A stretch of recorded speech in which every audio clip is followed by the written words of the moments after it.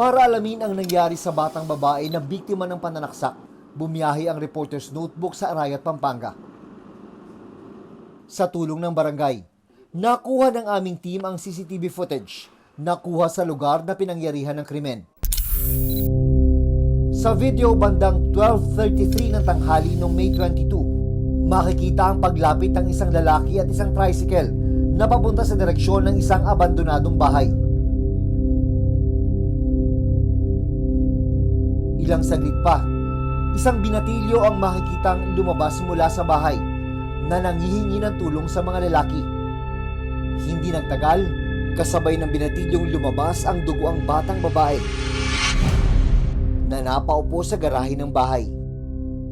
Ang bata natuklasang may tama ng saksak. Sabi ng kapitan ng barangay, mga construction worker ang naunang nagresponde sa lugar na siya ring nanghingi ng tulong sa kanilang tanggapan. Ang pagkaalam nila, sumisigaw lang, hindi nila alam kung lalaki o babae. So, nung na-identify nila, yun nga, yung babae, 11 years old. Natunto namin ang mga construction worker na naunang rumesponde sa lugar. Kwento nila, nakarinig sila ng sumisigaw na bata, hindi kalayuan sa kanilang pwesto. Para po kinakatay talaga ng baboy. Kala ko po nakagat lang ng aso. Ngayon po, pinabayaan ko lang po. Itong kasama namin, parang hindi mapakali. May nakikita kami, may narinig siyang parang sumisigaw na humihingi ng tulong. Paano po yung sigaw?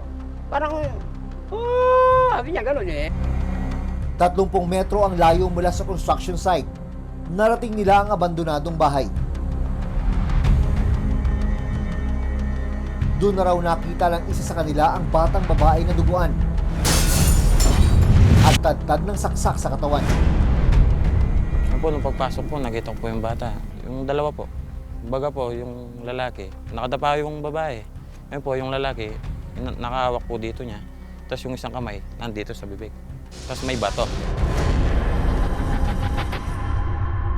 Then, nung pagdating ko dito, ma'am, dito ko lang po nakita. Nandito po sila nun.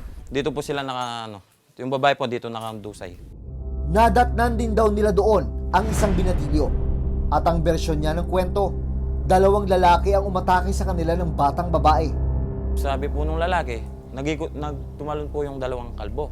Na? Yung naggagis po sa kanila ng bote. Kaya po ganun kami lumabas. Tapos humingi po na akong tulong sa kanila. Doon po kami nag-ikot-ikot. Wala naman po kami nakita.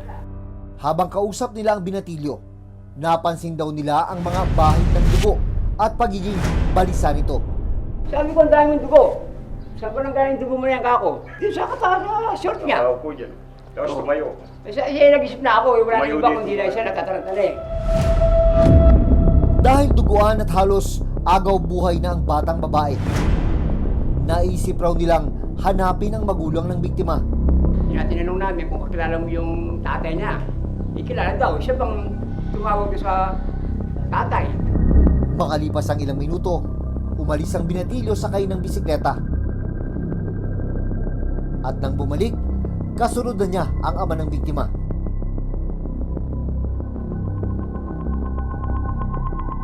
Isinakay ang batang babae sa tricycle, saka agad na isinugod sa ospital. Ang tanong, sino ang nasa likod ng pananaksak sa biktima? Kutob ng mga rumesponding residente, walang ibang nasa likod ng pagpalo sa ulo at pananaksak sa batang babae, kundi ang binatilyong kasama ng biktima. Ang isip ko nun, siya na eh. Siya lang lagat na namin dito eh. Yun, sumilip. Maging ang barangay, duda sa kwento ng binatilyo na may mga lalaking umatake sa kanila. Dito na sinilip ang CCTV malapit sa lugar. So, nung sabi ng meron daw lumundag, nag-imbesti kami sa kabi-kabilang, yung mga bahay kasi dito may mga CCTV. So walang lumundag, wala kami nakita. Walang ibang tao, sila lang. Sa kuha ng CCTV, mas naging malinaw ang tunay na nangyari. 12:24 ng tanghali, sa isang anggulo ng CCTV ng barangay, makikita ang binatilyo na sakay ng bisikleta. Makalipas ang 2 minuto, kasama na niyang magbisikleta ang batang babae. Sa isa pang kuha ng CCTV, makikitang papunta ang 2 sa direksyon ng abandonadong bahay. Nahagipang itinuro ng binatilyo sa batang babae ang bahay. Bandang 12:27 ng tanghali, nahagip ang pagpasok ng binatilyo sa bahay na sinundan ng batang babae. Makalipas ang 2 minuto, lumabas ang dalawa mula sa likurang bahagi ng bahay. Sa mga oras na ito, kapansin-pansin na may hawak na bote na ang binatilyo. At nang bumalik na sa loob ng bahay ang dalawang bata, ito na ang sumunod na eksena. Makikita ang akbang pagpalo ng binatilyo sa biktima gamit ang bote. Ito yung CCTV camera na nakahagip nung pagpasok ng batang babae at sa kasama niyang binatilyo sa abandonadong bahay na ito dito sa bayan ng Arayat, Pampanga. May mga tagpo na hindi na nakuna ng CCTV dahil na rin sa anggulo, pero lumalabas sa investigasyon na sa bahaging yun ng bahay o ng bakuran, dun sa likuran, doon nangyari yung pananaksak at pagpalo ng bote ng CICL sa kasama niyang biktima. Pagdating ng mga construction worker na napasugod dito sa crime scene, ito yung bato na kanilang nakita na nakapasak sa bibig ng biktima. Marahil, ito yung ginawa ng CICL para tiyaking hindi makakasigaw, hindi makakahingi ng tulong yung kanyang biktima. Nang maisugod ang biktima sa ospital, itinawag na raw ng barangay ang insidente sa mga pulis at Municipal Social Welfare and Development Office o MSWDO ng Arayat. Ang pinagawa sa akin ng kapulisan, warning po yung bata at saka ng DSW, si safety ko rito. Ilang araw din dyan hanggang sa kinuha ng tatay niya. Pero paalis-alis din po sila pag tinawag sa DSW for interview. Yun, tapos babalik na naman dito. Sa barangay kapitan po mismo ang pag-amin mismo ng CICL na siya po yung gumawa ng insidente. Pagsisiwalat ng kapitan ng barangay, umamin sa kanila ang 14 na taong gulang na binatilyo na siya ang sumaksak sa biktima. Planado na talagang idala sa abandoned house. Talagang planado niya. Yun ang sabi niya, papatayin ko talaga. Dagdag pa ng barangay, inamin din sa kanila ng binatilyo kung ano ang kanyang naging motibo sa krimen. Binubuli daw siya ng 11 years old. Bully, nagalit siya. Sabi ng hepe ng Arayat Police Station, nagsagawa sila ng investigasyon sa pinangyarihan ng krimen. Naabutan pong mga ebidensyang nasa crime scene ay yung pong mga ginamit na basag na bote at yung ponytail po ng biktima. Doon po sa mga basag na bote, makikita po natin na meron pong mga bakas po ng dugo at meron din pong buhok ng biktima. Paliwanag ng PNP, dahil minor de edad ang binatilyo, itinuturing siyang CICL o Child in Conflict with the Law. Sakop ito ng Republic Act 9344 o Juvenile Justice and Welfare Act of 2006.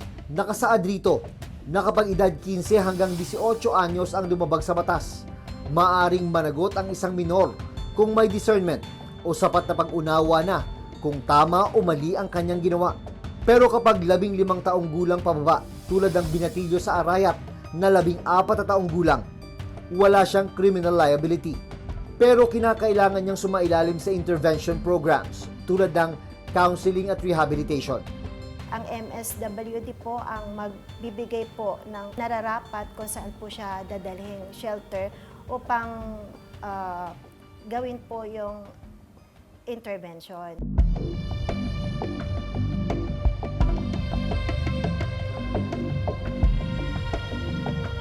Pwede mo bang makausap yung may opinion?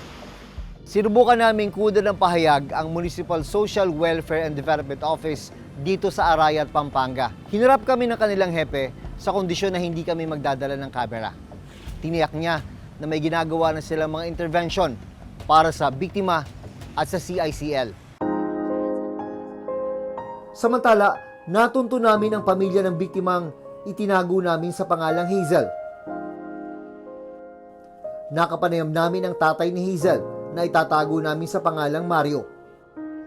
Sabi ni Mario, nagtamo man ng 7 saksak at ilan pang mga sugat sa katawan ng kanilang anak. Laking pasasalamat nila na nakaligtas ang bata. Yung pinakadelikado po, yung sa tagiliran po niya. Nagkaroon daw po ng hangin yung baga niya kasi malalim daw po yung sugat. Buti kinaya ng bata, yung ganong karaming saksak na Kasi pinalo pa po siya sa ulo eh. Dagdag pa ni Mario, hanggang ngayon, hindi pa rin daw siya makapaniwala na sa kamay ng isang menor de edad, muntik nang mawala ang kanilang anak. Kasi natanong ko po sa kanya kung sino gumawa sa kanya ganon. Yun nga po, sinasabi niya yung pangalan na yun. Nung una po, di ko kilala. Tapos nakita ko po sa CCTV na yung sumundo po sa akin na yun po pala yung mismong gumawa ng krimen. Sa ngayon, patuloy ang pagpapagaling ni Hazel. Sariwa pa ang kanyang mga sugat. Sa patnubay ng kanyang mga magulang, pinayagan kaming makausap ang bata. Ano bang pagkakakilala mo sa kanya? Kaibigan po ng mga pinsan ko po. Bakit ba kayo magkasama? Gusto ko lang po makita yung aso na batay po. Itinanggi rin ng pamilya ni Hazel na binuli niya ang binatilyo. Tapos nagtanong-tanong naman ako sa mga kalaro niya. Yung 14 anyos, yung nambubuli sa anak ko. Parang binaligtad po niya yung kwento. Noong nakarang linggo, sabi ni Mario, pinagharap sila at ang pamilya ng binatilyo sa munisipyo ng Arayat para pag-usapan ang magiging proseso. Tulad sa bayarin, sa gasusin namin sa araw-araw na pagka-hospital niya, ng anak ko. Di ko naman po siya pwedeng kasuhan, at nga po minor de edad po. Kung ako po yung tatanungin, talagang gusto ko po makulong yung bata sa ginawa niya. Natuntun namin ang mga kaanak ng binatilyo, pero tumanggi silang magpaunlak ng panayam.